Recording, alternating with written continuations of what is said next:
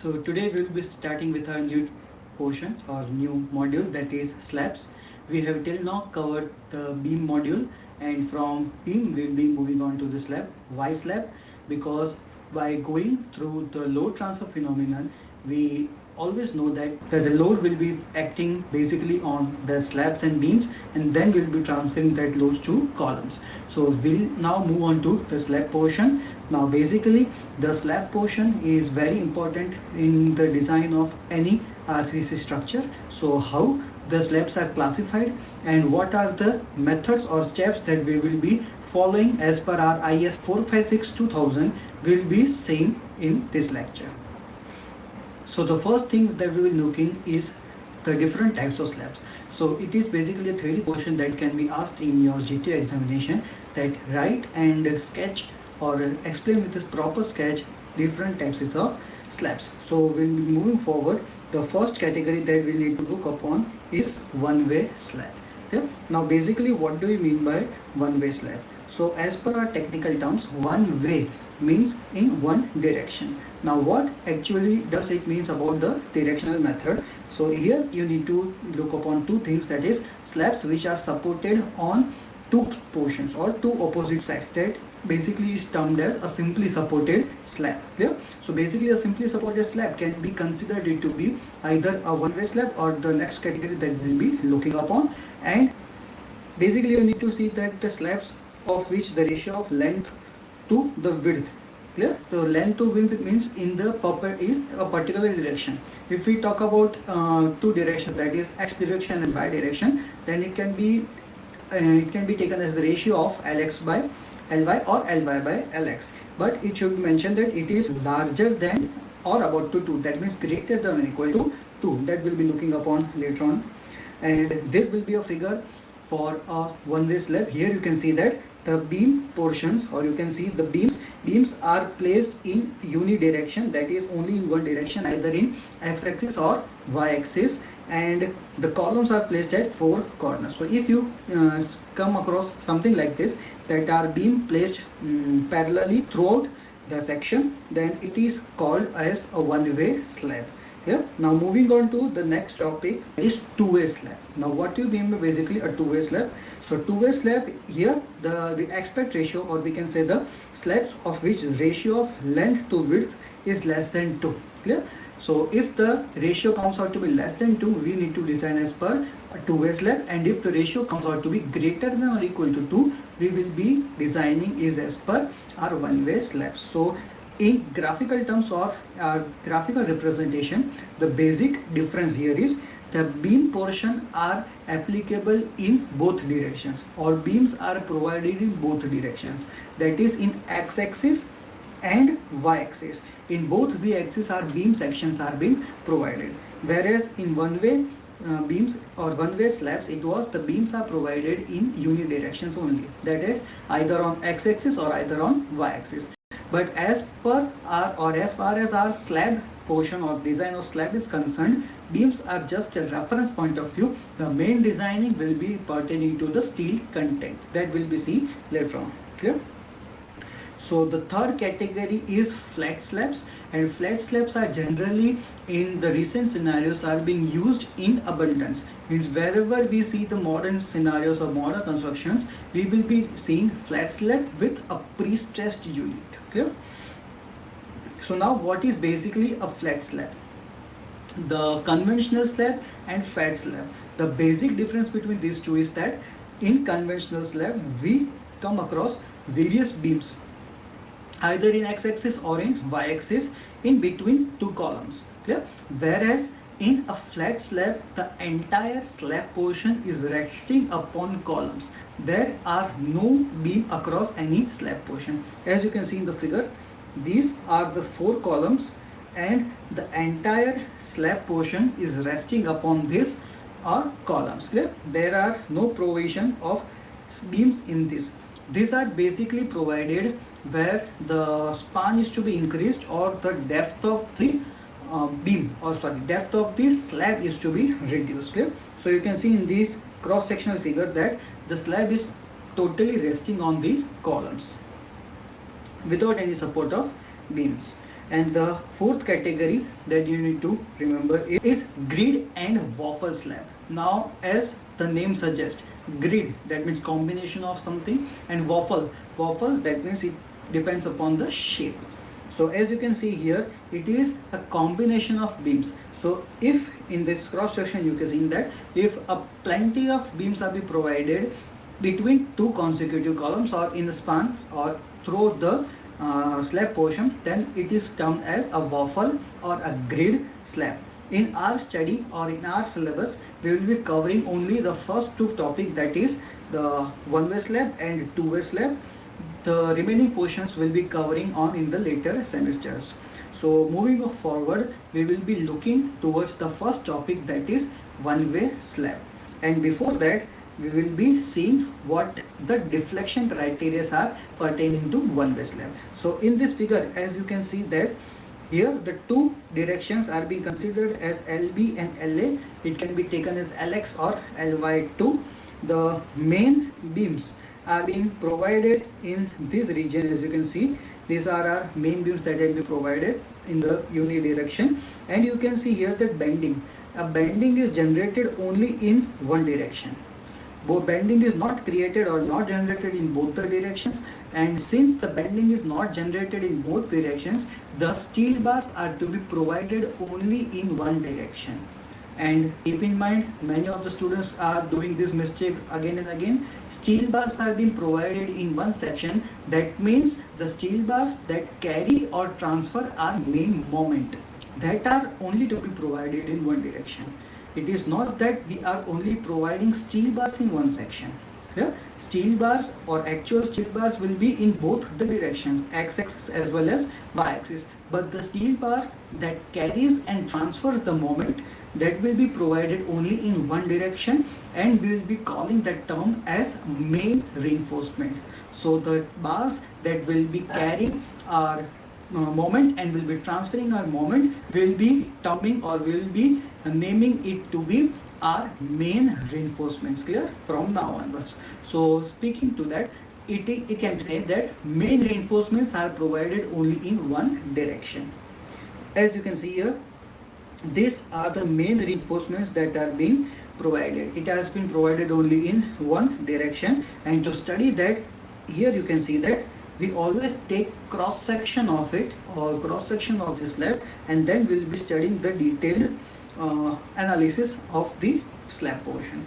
And moving on to the next important theory portion, that is difference between our one-way slab and two-way slab.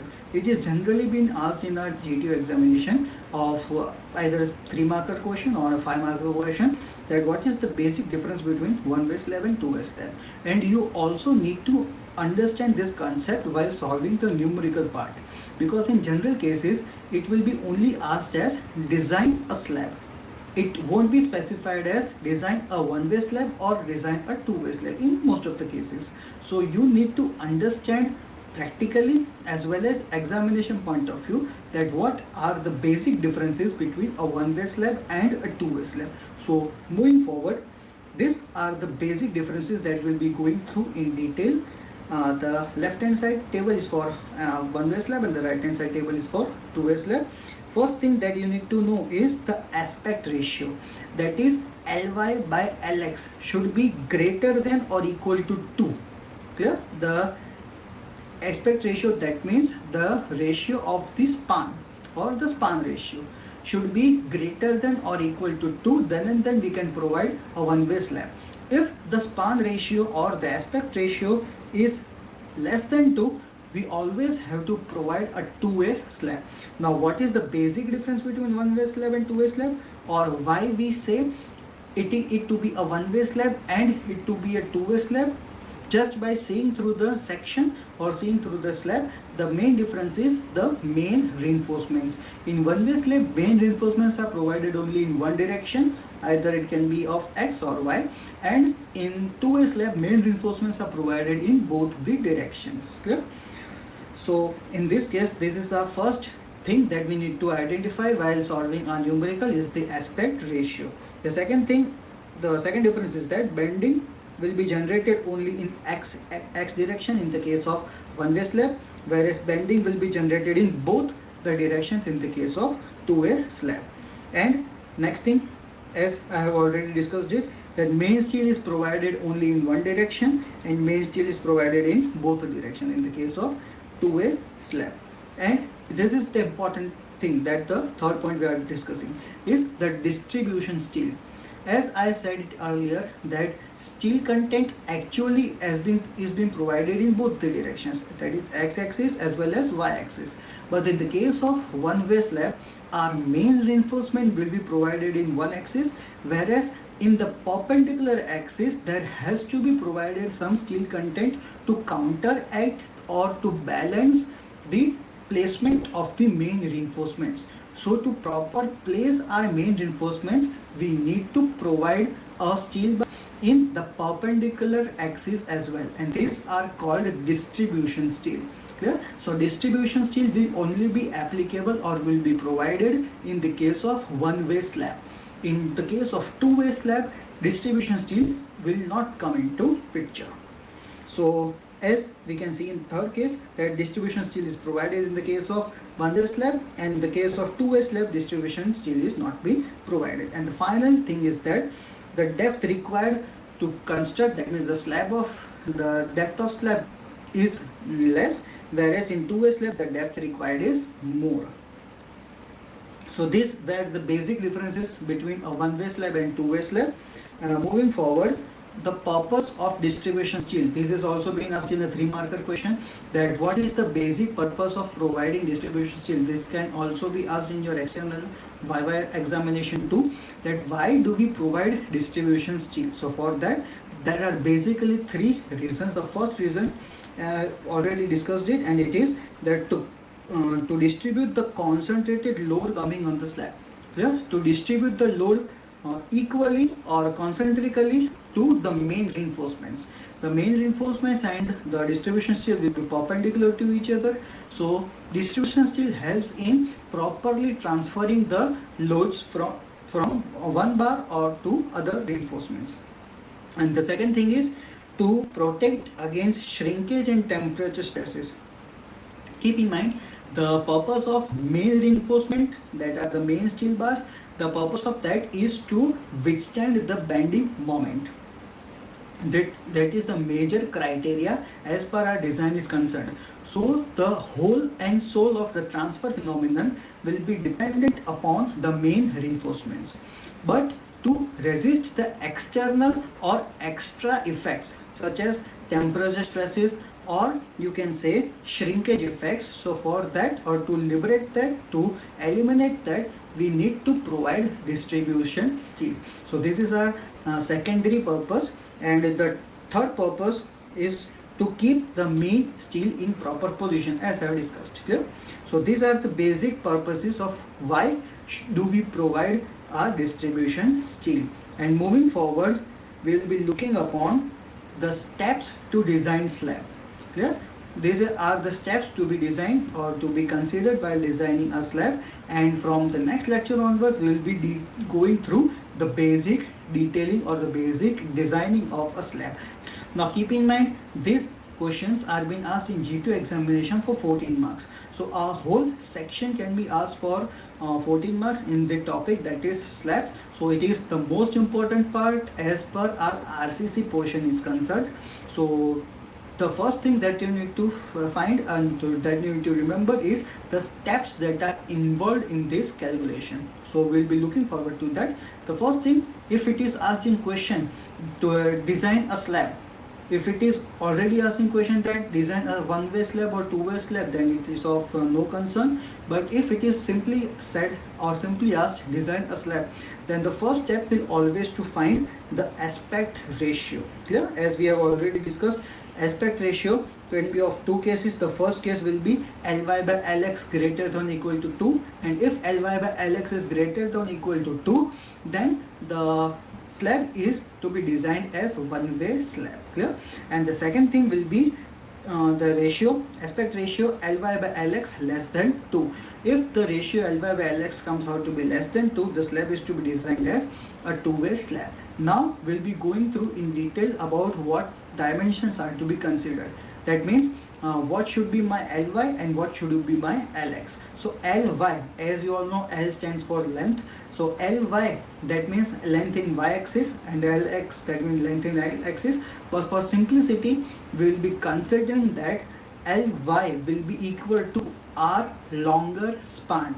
Clear? Each and every time in question or in numerical portion, the size of slab will be given. For example, if in question the size of slab is given as 3 cross 9, if in question the size of slab is given as 3 cross 9, that means the dimensions can be bifurcated into two parts, that is a longer span and a shorter span. So in this case, Ly will always be the longer span. Clear? So as we have seen here, in this case Ly will be 9 and Lx will be 3. Clear? So as we can see, Ly by Lx, so 9 by 3 will be equal to 3.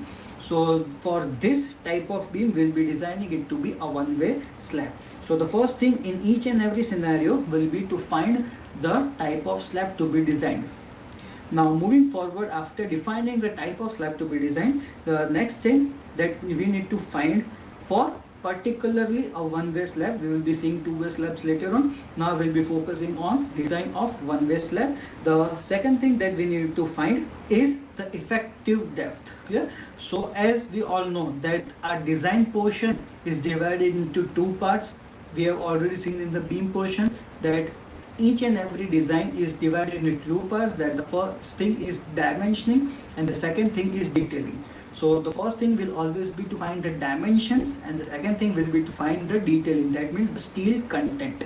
So moving on, how to remember the steps. So first thing we always need to find is to find the dimensions. So for dimensions, if we look upon slab, so slab is a 3D view or 3D object. So it has a particular length, a width and a thickness or depth. So the first thing will be to find the effective depth of slab. Clear? And for that we will be always looking upon to page number 37. We have already seen this thing in the beam portion, that we have find the deflection ratio or the check for deflections. The same things we'll be looking upon in the topic that is to find, or the step that is to find our effective depth. We need to find the L by D ratio. These three cases we were taking in the topic beam. The same things we will be covering in this chapter 2. So if you have missed the deflection portion, so look up on the previous videos regarding our beam portion, and that portion will be used in this chapter 2. And to find MF, we always use this figure that was on page number 38. So these two cases in your IS code will be referred while solving our first step, that is effective depth. Now after completion of depth, the second thing we'll always be finding is the span. Clear? That is effective span. So the second step will be to find effective span, and for that we'll be referring page number 34. In page number 34 of your IS code, it is mentioned in clause number 22.2 that effective span for a simply supported beam or slab. So the first thing that we'll be covering is a simply supported slab, and then we'll be moving forward towards the continuous slab. So for simply supported slab, as you can see here, some criteria or some statements are given. We will be seeing in detail while covering our first design problem or numerical. The third thing that we need to identify or to find is the load calculation, that is calculation of the dead load and live load induced on the slab portion. Then we'll be calculating the bending moment. Then we'll be covering the effective depth for flexure or finding, and this will be our completion of the load analysis. And then we'll be moving forward to the design of our detailing. Clear? That is designing of our steel content. So steel content, as we know that we are finding or we are designing one-way slab. So in the case of one-way slab, there will be two types of steel to be provided. The first will be to provide main steel, and the second will be to provide distribution steel. So after designing or after providing all these contents, the last thing will be to final check. Clear? So if the question is asked of design, it will be of 7 or 10 marks, and it will be up to this point. And if the question is asked design and check, Then and then only we will be providing or will be finding these checks. So final checks that are performed, there are total 4 final checks that we will be seeing. First is check for cracking, second is check for deflection, third is check for development length, and the fourth is check for shear. This deflection topic we have already covered in the beam portion. This was our individual chapters that we have covered up till now. Now we will be using it combinedly to solve or to design a slab portion. So we will keep it up till now, and from the next lecture onwards we will be looking upon the design problems. Thank you.